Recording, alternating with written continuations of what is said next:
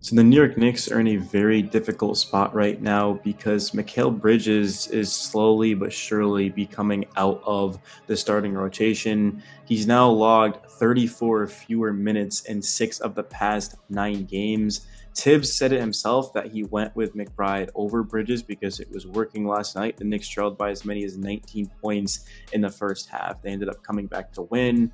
Jalen Brunson does what he does best, execute down the stretch in the clutch of games. McBride knocked down shots, played elite level defense, had that stop on Tyler Hero. I thought OG Anunoby played his best game of the season, at least from an overall standpoint. Was fantastic against the Grizzlies, and then less than 48 hours later was even better. OG 23 points, 9 rebounds, 3 blocks, 2 steals, 5 assists, 4 of 9 from 3, 9 of 18, 43 minutes. I mean, OG was just on one. But Bridges, 28 minutes, 2 of 11 from the field, 1 of 6 from 3, 5 points. I get he had 4 boards, 8 assists. You love to see that. The defense, though, was lackadaisical, as it really has been all season long, and you cannot be 2 of 11 from the field. I mean, it's a large reason why the Knicks were down so badly, of course, in the first half of this game. Offensively, I thought they were bad too, but again, if you're an elite defensive team, you can win a lot of games, even if your shots are off just because of how good you are on defense, man. Just go and ask the Thunder. But looking at Mikal, the Knicks gave up 5 first-round picks for him, and he just hasn't gotten it done. I'm not entirely sure why that is as well. Of course, coming into the start of the season, he had changed up his jumper, and he couldn't buy a bucket, and then he switched it, and then he started to hit shots, and then we saw against the Sixers, he had, 19 points in the first quarter, and then you look at the Grizzlies game, Bridges was nothing special in that one, and then against, of course, the Heat, I mean, it just seemed like Bridges is at an all-time low with his shooting and his defense. Tuesday, the Knicks take on the Warriors. Thursday, they take on the Lakers. On Friday, they take on the Clippers, which is a back-to-back. Monday, they're going to have to deal with Zach LaVine. There's just not a large margin of error right now. The Knicks are trying to win a championship. I get comments every single day on this channel saying that, hey, look, the goal this year wasn't to win a championship coming in. It was just to get better. That's not the case at all. The Knicks are trying to win a championship. That's why they traded for Mikal. That's why they traded for Cat, because they wanted to construct a roster that can compete with Boston, and it hasn't. And the reason it hasn't is because guys have not taken their game to the next level. Like Cat offensively is playing the best of his career, but he's been a horrific defender, bottom 5 in his position. Brunson has been awesome offensively, but he's a bottom 5 defender. And then Mikal's defense has regressed. He's not knocking down shots. At least the other guys, they have so much firepower that they can win games. Like that's why the Knicks have 40 wins, because they have so much firepower that they just outshoot teams. Like we saw the Heat eventually started to miss some shots, and the Knicks just couldn't really miss, and then they came back and somehow magically found a way to win this game. But when you put Deuce out there, I mean, he's a better shooter than Mikal. He's a significantly better defender, and he just plays with passion, pride, and heart that's missing from Mikal. It's one thing if Mikal is going out there giving 110%, playing high-level defense. He just can't buy a bucket. I mean, no Knicks fan would be getting on him, but he's not. Like, Mikal hasn't been doing that, and he just hasn't been consistent, right? I mean, it's pretty crazy because, I mean, how many times this season has Bridges led us in scoring? I think once, maybe twice, actually. I mean, he led us in scoring, I'm trying to think, back against the Grizzlies, which was, I don't remember. I think that was like the end of January, wasn't it? I think it was January 27th. That was at home. Remember, we just blew out Memphis.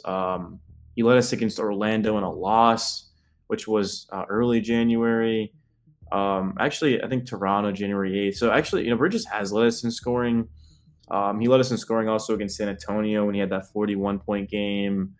And then that is it. So I get Brunson Cat. They're going to score a lot of points. But Mikal, he's got to have more of those 30-point nights, high 20-point scoring nights, give you good defense. That's why the Knicks gave up all they could to get him.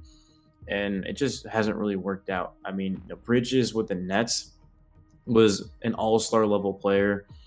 He ended up last season, he averaged 20 points. He shot the ball 37% from 3, 81.4% from the free throw line, 43.6% from the field. And he was an awesome defender, all NBA type of defender. This is a guy that's finished runner-up for Defensive Player of the Year, of course, DeMarcus Smart. He was with the Suns. He was an amazing role player for them when they went to the finals. but he's just regressed in all aspects. Like Bridges right now is averaging 17.4 points, and that's as a third option with Cat and Brunson. You're going to get a lot of open looks. 48.9% from the field, 35.3% from three, 72.7% from the free throw line, and this doesn't show defense. The Knicks right now are 20th in defensive rating, third in offensive rating, sixth in net rating. Just the defense is the issue. That's why they can't beat these top dogs, because those teams have just as good of offenses and then significantly better defenses. Man, it's so frustrating how the Knicks gave up a lot of their future, all that draft capital to get Bridges, and he hasn't exactly just been the same player. Normally, you want a guy to elevate, like Cat's elevated his play. Bridges has not even been the same. Like he's been worse. So they've got to get that figured out. But I would not be against it at all if the Knicks ended up just flat out moving Bridges to the bench and they start Brunson, McBride, Hart, Anunoby, and Cat. And then off of the bench, they'd have Campaign, Bridges, Robinson, Shamit. Achua seems like he's out of the rotation, which I can make a whole video on that. I'm not exactly sure why that's the case. And then we're wasting a roster spot for DeLon Wright. I mean, to that point, why not just cut Wright, bring in Moses Brown or TJ Warren?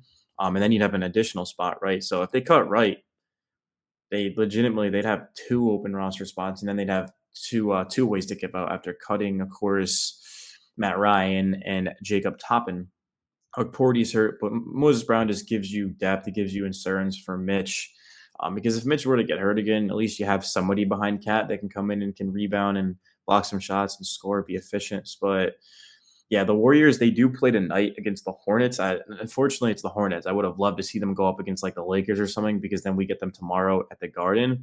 But hopefully the Hornets can make that close, make them work for it. Hopefully it goes into like 5 overtimes, and then they play the Knicks, of course, who are going to be well rested after playing yesterday. Really outside of that, though, there's not too much to say. Mikal Bridges has struggled this year. Hopefully could turn around. There's a lot of basketball left. But the fact we're in beginning of March, like playoffs are, 20 games away? I mean, how many more games do we have? Like, it's not that as many as you guys would think. I mean, the playoffs are right around the corner before we know it. So we definitely will look back at the trade one day. We certainly will look back at it at the end of the season. But right now, Mikal just has not been worth all of that capital. Like, if the Knicks didn't have Bridges, I think they'd pretty much be in the same place, right? They wouldn't be a better team without Mikal Bridges, but it just seems like there's been a lot of stretches, instances where they have been, right? So he's got to figure it out. Miles McBride ended up scoring 12 points, was a plus 11. Mikal Bridges, I mean, he's played well of late. I don't think he was very good in this game. He was 2 of 11, but he did have 8 assists and 4 rebounds. But the Knicks went with McBride over Bridges. And I mean, you can't really blame Tibbs for that. I mean, McBride's ability to play elite defense and to shoot the three ball, also was shooting off of the dribble with his mid range tonight. I mean, the Knicks don't win this game without McBride. Like, the Knicks probably get blown out, if I'm being honest, without Deuce McBride. He was that good.